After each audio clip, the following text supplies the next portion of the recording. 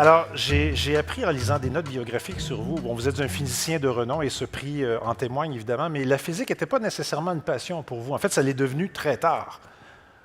Oui, en effet, c'est quand je suis allé, quand c'était le temps d'aller à l'université, je pensais plutôt peut-être aller en théâtre, par exemple. Puis je me rappelle le jour où il fallait prendre la décision quand même. Ma mère m'a dit, ben, regarde dans la Gazette, qu'est-ce qui annonce. Je voyais qu'il y avait une bourse d'entrée pour en génie minier à l'université de McGill, donc j'étais là en génie minier. Pour me rendre compte que les roches... C'est follow de money, finalement. Donc finalement, de fil en aiguille, j'ai abouti en physique. Ouais. Mais ce n'était pas votre premier choix. C'est fascinant quand même. Compte ouais. tenu de ce que vous faites aujourd'hui, c'est assez spectaculaire. Je pense que le système québécois est très... Ce que j'aime du système québécois, c'est cette flexibilité, en fait. Que les jeunes peuvent suivre leur intuition pour aboutir où ils veulent vraiment. Donc, la capacité de changer, d'ajuster son parcours. Absolument. Tous les chercheurs et les chercheuses sont à la recherche d'un moment de découverte fondamentale, un moment eureka. Et vous en avez vécu un qui était assez spectaculaire. Raconte-nous ça rapidement. Bien, en fait, j'en ai vécu plusieurs. Oui, sans doute. Puis ce qui est intéressant, c'est que j'en ai vécu 2 pour la même affaire. Mais donc, quand j'étais étudiant à Cambridge, j'ai fait la découverte dans mon laboratoire, dans un réfrigérateur qui va très, très, très froid, à près du zéro absolu, de quelque chose qu'on appelle les oscillations quantiques. En fait, les oscillations quantiques, c'est des oscillations dans la résistance d'un métal en fonction du champ magnétique. Et c'est une belle périodicité comme ça, qui est reliée directement à la nature ondulatoire des électrons. C'est presque trop beau pour être vrai. C'est incroyable. Puis ça, je l'ai vécu à 25 ans, puis de nouveau après, avec mon collègue français Cyril Proust à Toulouse.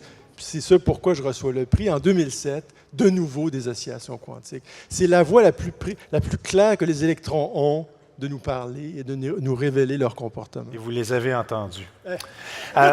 Il y a une autre question que je vais vous poser parce que au début des années 2000, vous avez fait un changement de carrière assez spectaculaire. Vous êtes parti de l'Université de Toronto, vous étiez bien installé, vous êtes parti avec famille et bagages et vous êtes allé à l'Université de Sherbrooke et vous vous êtes acheté une maison avant même d'avoir le poste. Ah ben oui, vous êtes bien au courant, vous! Combien j'ai payé? En dollars constants ou ouais, à l'époque? Non, effectivement. J'étais à l'Université de Toronto et là, en fait, c'est Louise et moi, donc ma conjointe et moi, on a vu que notre fils était beaucoup plus attiré par le domaine artistique. Puis on sentait que les écoles francophones à Toronto, c'était pas leur force. Donc on a été confrontés à vraiment une crise identitaire. En fait, on s'est dit, qu'est-ce qu'on fait? Est-ce qu'on se trouve une bonne école artistique en anglais pour notre fils ou est-ce qu'on le garde en français et on revient au Québec?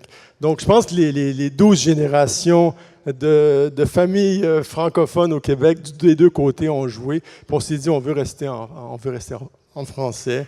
Donc, ouais. En effet, bravo. Merci. Donc, mais je me rappelle quand même mon directeur de département à Toronto qui m'a dit, quoi, tu t'en vas à Sherbrooke?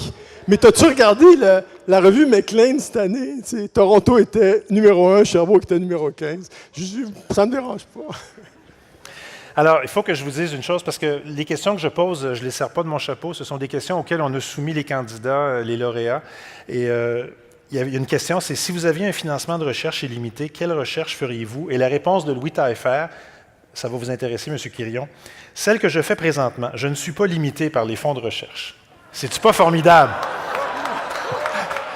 C'est lui qui l'a écrit. En fait, c'est une conjoncture complètement extraordinaire en ce moment. C'est comme si tout est aligné, les as sont alignés. Dans 5 ans, ça va peut-être être différent. Ben, vous irez voir M. Quirion, il va vous accueillir à bras ouverts. Merci encore et félicitations, professeur Taillefer.